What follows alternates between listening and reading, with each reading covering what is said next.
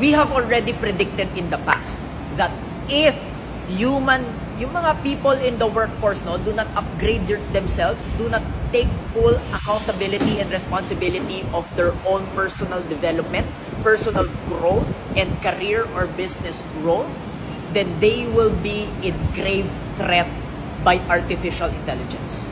At yun na nga mismo ang nakita natin sa development ni ChatGPT, lalo na yung bagong GPT-4 and Microsoft Copilot.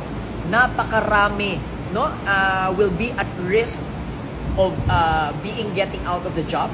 At sinabi na natin to in the past. I hope I could still find that video.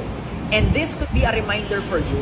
Take full responsibility of your life, of your career, of your business. Okay? Kapag na-overpower ka ni AI, hindi kasalanan ni AI yon. Bakit? Development yan ng mundo.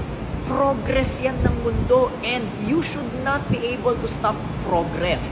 What you should be doing is to adapt with progress, is to take advantage of progress and utilize the innovations and the progress of the world. The way you can do that is to find means and ways to become indispensable, to use your creativity, to use your inner genius, and make your life your own responsibility. Nobody to blame.